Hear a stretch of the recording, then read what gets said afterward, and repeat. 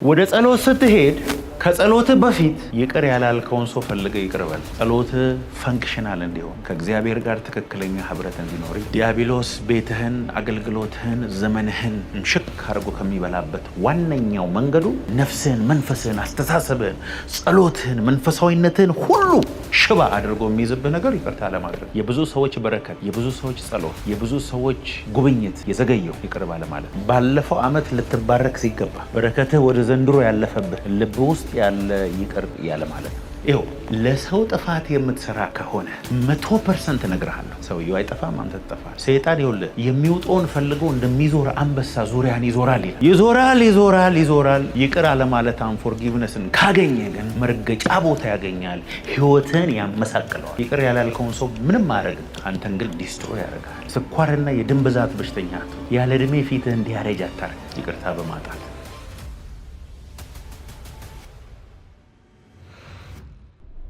ለደቀ መዛሙርቱም እንዲህ አለ፣ መሰናከል ግድ ሳይመጣ አይቀርም፣ ነገር ግን መሰናክሉን ለሚያመጣ ወዮለት። ከነዚህ ከተናናሾቹ አንዱን ከማሰናከል ይልቅ የወፍጮ ድንጋይ በአንገቱ ታስሮ ወደ ባህር ቢጣል ይጠቅመው ነበር።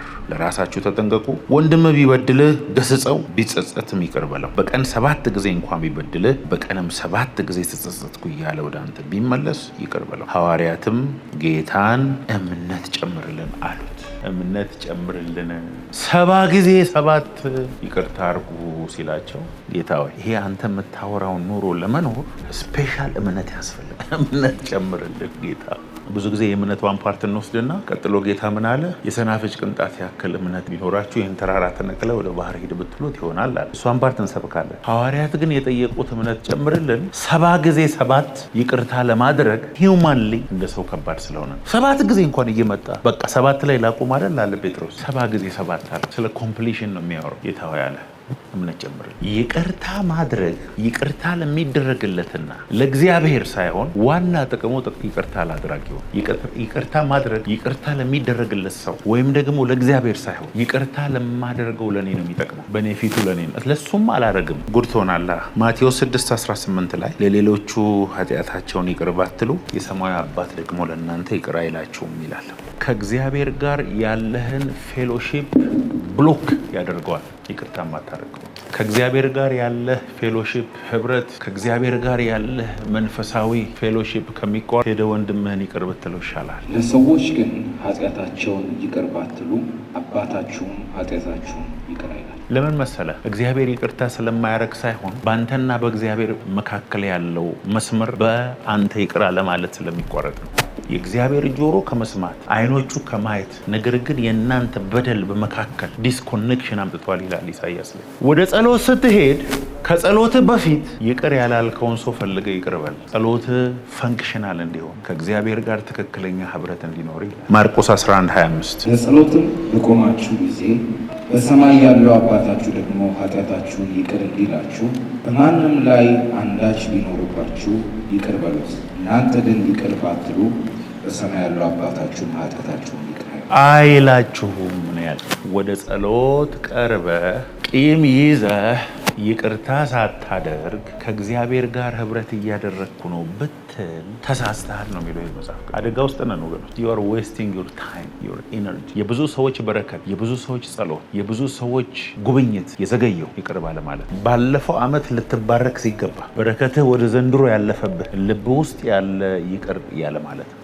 አይላችሁም አለ እግዚአብሔር። የሚገርም ሰው ሲበድል እግዚአብሔር ኦፖርቹኒቲ እየሰጠ ነው። በነገራችን ላይ በይቅርታ ብቻ የምትገባበት መንፈሳዊ ክልል አለ። ይቅር በማለት ብቻ ሰማይ ከፈትልሃል። ይቅርታ የእግዚአብሔር ኔቸር ነው። ይቅርታ የእግዚአብሔር መንፈሳዊ መሳሪያ ነው። አይገርም? ኖርማሊ ስትሄድ ከነበረው የበለጠ አክስለሬት ታደርጋለህ በይቅርታ። ምክንያቱም ይቅርታ የወደቀው ሰው ባህሪ አይደለም። አንችልም እኮ ይቅርታ ካላደረግነው ወደ እግዚአብሔር መቅረብ። ዝግ ነው፣ አየሩ ዝግ ነው፣ ተይዟል፣ እሺ አይልም። ትገስጻለህ ዝም ብለህ ዛሬ ተጫጭኖ በኢየሱስ ስም ሰማዩ ዝግ ነው ትላለህ። ልብን የዘጋው ብዙ ትላልቅ ሰዎች ትናንሽ ነገር ይቅር ላለ ማለት ሽባ ሆነው ከመስመር የወጡ እኔ ራሴ ብዙ ሰው አውቃለሁ። በደልን ሊስት ፔጅ ባይ ፔጅ እየጻፉ ይቅር ላለ ማለት ወስነው ወደ ጌታ ሄዱ ሁሉ አሉ። ይቅር የማትባለውን አንተ ይቅር ብቻ አይደለም እንደ ወደደ ስታስብ ይቅርታ ማድረግ በጣም ቀላል። እግዚአብሔር በምህረቱ ባለጠጋ ስለሆነ አንተ እኮ ገንዘብ ነው ባለጠጋ ነው። የእግዚአብሔር ሪች የእግዚአብሔር የመጨረሻ ዌልዙ ተዝቆ የማያልቀው ሀብቱ ምን እንደሆነ ታውቃላችሁ? ምህረቱ ነው።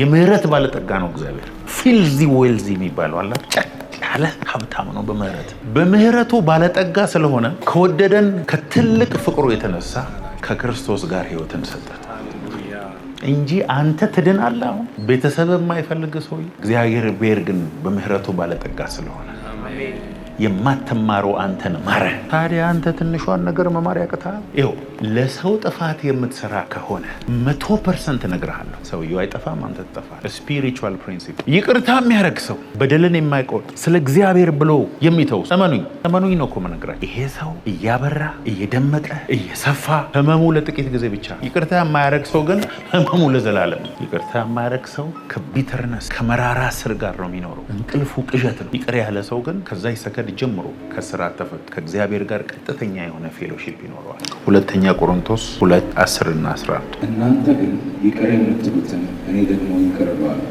እኔም ይቅር ካልኩ ይቅር ያልኩትን ስለ እናንተ በክርስቶስ ፊት ይቅር ብያለሁ። በሰይጣን እንዳንታለል የእርሱን ሀሳብ አንስተው። ስለ ይቅርታ እኮ ነው የሚያወራው። በሰይጣን እንዳንታለል ሀሳቡን አንስተው። ሀሳቡ ይቅር ላለ ማለት ሚሊየን ምክንያቶች አሉ። አንዱ ምክንያታችን ግን ከሁሉ ሚሊዮኖች ይበልጥ ይቅር ተብያለሁ አለ። ሰይጣን ይቅር እንዳትል ነው የሚፈልገው። ለምን? ልብ ውስጥ መቆሚያ ስፍራ ያገኛል፣ መግቢያ ቀዳዳ ያገኛል። ፉትሆልድ የሚለው ቦታ አለ፣ ፉትስቴፕ የሚል ቦታ አለ፣ መግቢያ ቀዳዳ የሚል ቦታ ደግሞ አለ። አዲስ ትርጉም ማየት ትችላላችሁ። ሰይጣን ይኸውልህ የሚውጠውን ፈልገው እንደሚዞር አንበሳ ዙሪያን ይዞራል ይላል። ይዞራል። ይቅር አለማለት አንፎርጊቭነስን ካገኘ ግን መርገጫ ቦታ ያገኛል፣ ህይወትን ያመሳቅለዋል። ይቅር ያላልከውን ሰው ምንም አያደርግም፣ አንተን ግን ዲስትሮይ ያደርጋል። አንፎርጊቭነስ ስፒሪቹዋል አታክ። ኮንሲኩዌንሱን በኋላ እነግራቸዋለሁ። ይቅር የማይሉ ሰዎች ሳይንቲፊካሊ ምን እንደሚሆን አሳያቸዋለሁ። መጽሐፍ ቅዱሳዊ በህይወታቸው የሚደርሰውን ነገር አሳያቸዋለሁ። ይኸውልህ ቶሎ ነው ፈልገህ ድሮ ይቅር ያልከውን ራሱ ደግመ ይቅር ትለዋለህ። እየገባ ሲመጣ ይቅር ብዬ ነበር አላው ልድገም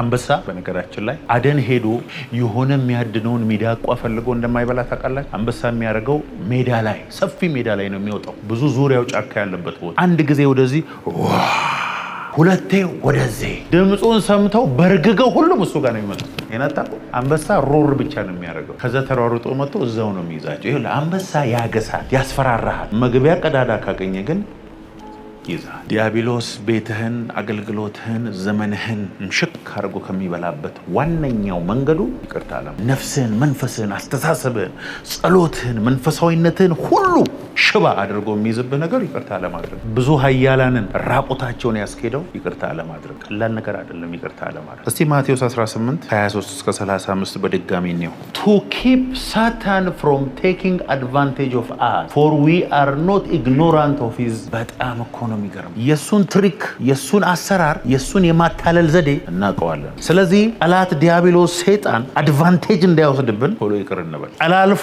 ሳይጥልህ ሰይጣን ማታ የምታመነዥገውን ይቅር አለማለት አቁም።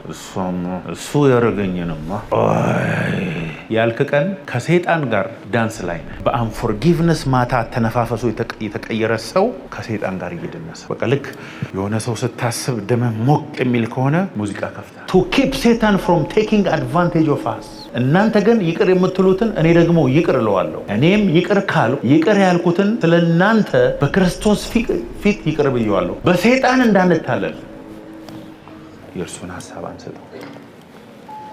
እሺ ማቴዎስ 18:23-35 ያለው ሐሳብ በጣም ወደው ሐሳብ። ስለዚህ መንግስት ሰማያት ባሮቹን ሊቆጣጠር የወደደውን ንጉስ ትመስላለች። መቆጣጠርን በጀመረ ጊዜ እልፍ መክሊት ዕዳ ያለበት አንድ ሰው ወደርሱ አመጡ። የሚከፍለውን ቢያጣ እርሱና ሚስቱ ልጆቹም ያለውን ሁሉ እንዲሸጥና ዕዳውን እንዲከፈል ጌታው አዘዘ። ስለዚህ ባሪያው ወድቆ ሰገደለትና ጌታ ሆይ ታገሰኝ፣ ሁሉን እከፍላለሁ አለው። የዚያም ባሪያ ጌታ አዘነለትና ለቀቀው፣ ዕዳውንም ተወለት። በቃ እንዲያው ሙሉ በሙሉ ትቼልሃለሁ አለው። ነገር ግን ያ ባሪያ ወጥቶ ከባልንጀሮቹ ባልንጀሮቹ ከባሮቹ 100 ዲናር ዕዳ ያለበትን አንዱን አገኘና ዕዳህን ክፈልኝ ብሎ ያዘውና አነቀው እናንተ። ስለዚህ ባልንጀራው ባሪያው ወድቆ ታገሰኝ፣ ልክ እሱ ከጥቂት ደቂቃዎች በፊት እንዳደረገው ሁሉን እከፍልሃለሁ ብሎ ለመነው። እርሱም አልወደደም፣ ግን ሄዶ ዕዳውን እስኪከፍል ድረስ በሆነ ያኖረው። ባልንጀሮቹ የሆኑ ባሮቹም ያደረገውን አይተው እጅግ አዘኑ። መጥተውም የሆነውን ሁሉ ለጌታው ገለጡ። ከዚያ ወዲያው ጌታውን ጠርቶ አንተ ክፉ ባሪያ፣ ስለለመንከኝ ያን ዕዳ ሁሉ ተውኩልህ። እልፍ እኔ እንደማርኩ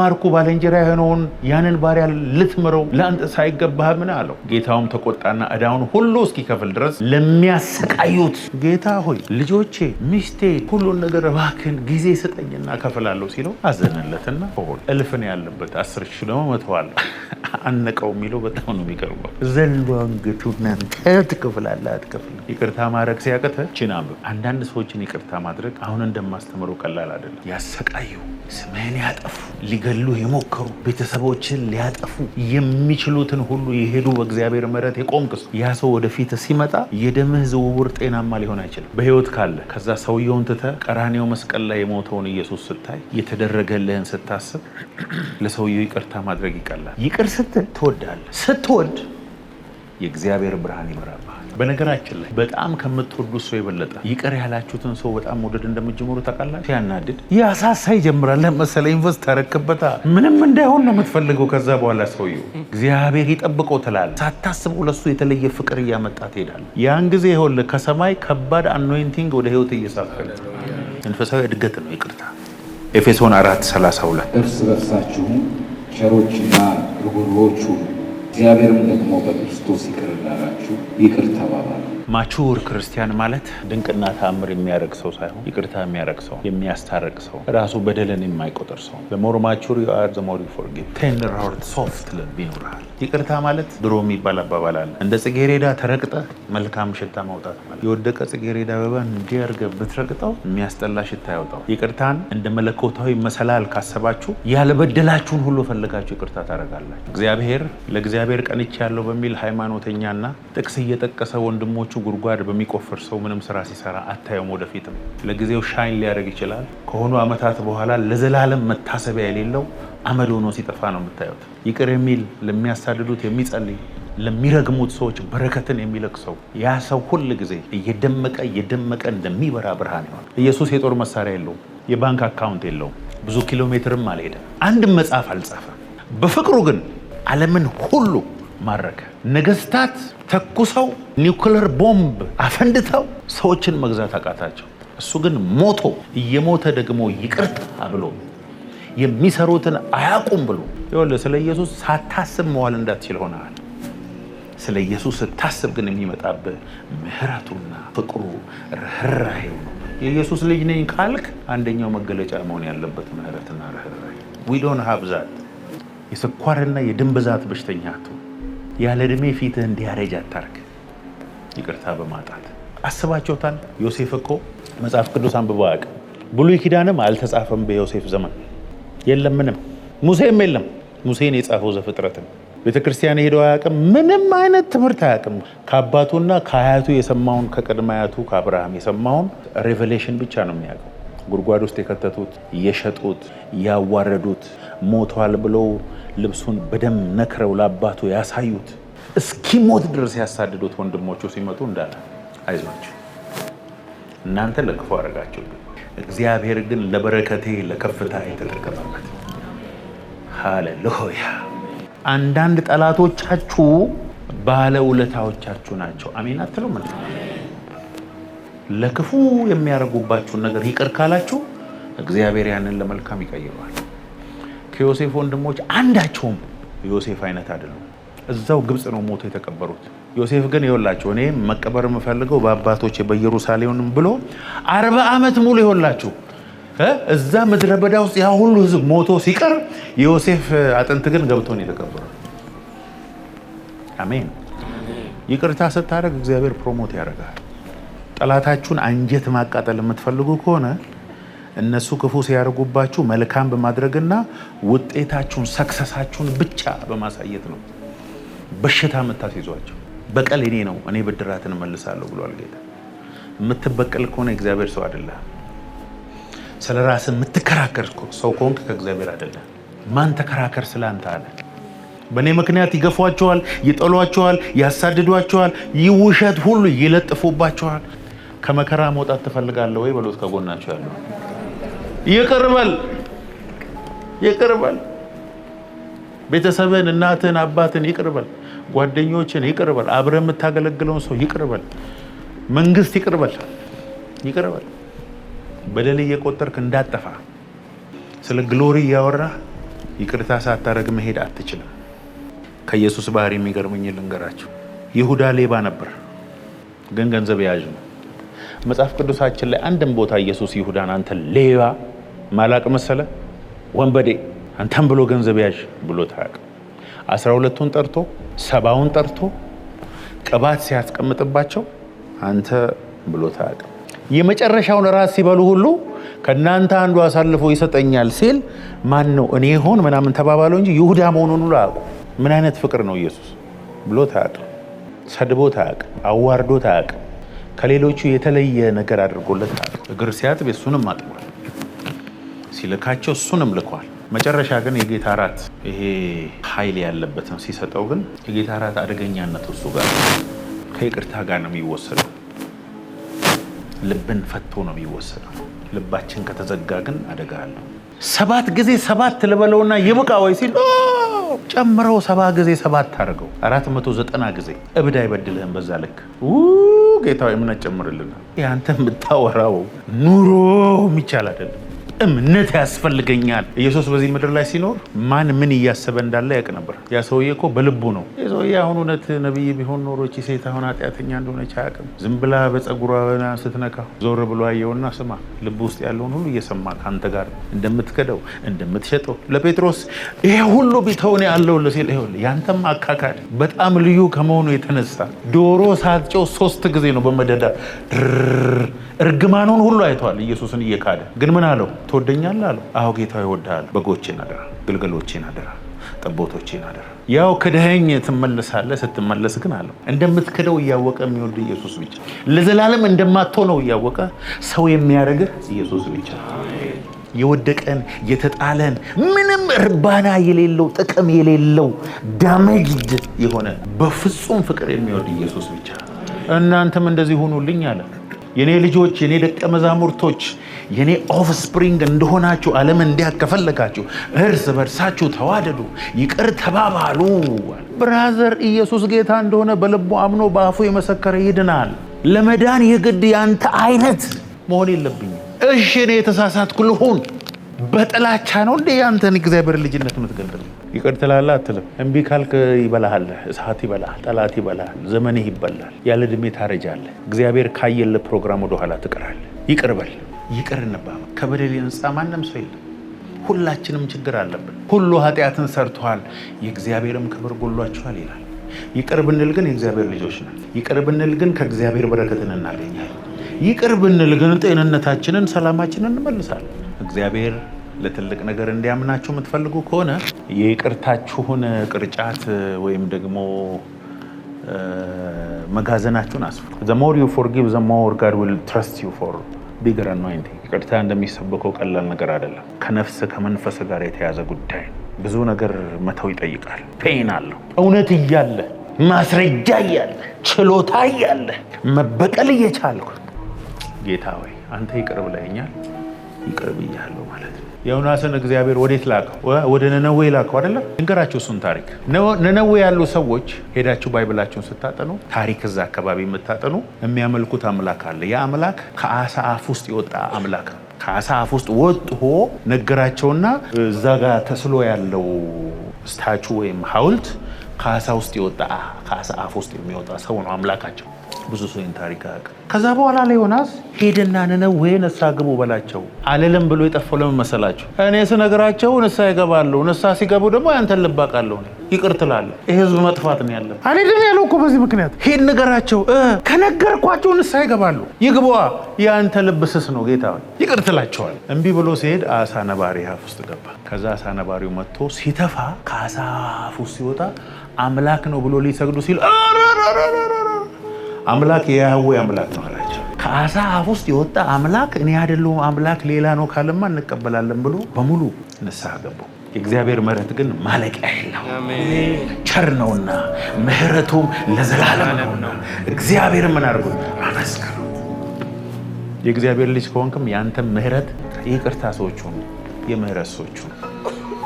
በይቅርታ የማይሸነፍ ሰው የለም። በነገራችን ላይ በወቅቱ ሊሰድብ ይችላል፣ በወቅቱ ዞር በልል ይችላል። እኔ መሬሃለሁ፣ እኔ እወድሃለሁ፣ እኔ የጌታ ልጅ ነኝ ቻው ብለው ስትል ማታ አይተኛ። ህሊናን አክቲቬት የሚያደርግ ፓወር ነው። ያልሰማ እንኳን ቢመስል የሆነ ጊዜ ላይ ሰምተዋል። በሰማያት የምትኖር አባታችን ሆይ፣ በሰማይ የምትኖር ነው ወይስ በሰማያት? እግዚአብሔር ሰማያት ውስጥ ነው የሚኖረው። እግዚአብሔር ሰማይ ብቻ የሚኖር ቢሆን ኖሮ በመጀመሪያ እግዚአብሔር ሰማይንና ምድርን ፈጠረ ስለሚል ከመጀመሪያ በፊት የት ነበር ታዲያ? እግዚአብሔር ፈቃድ በሰማይ እንደሆነ እንዲሁም በምድር ትሁን። በደላችንን ይቅር በለን እንዴት እኛ የበደሉንን ይቅር እንደምንል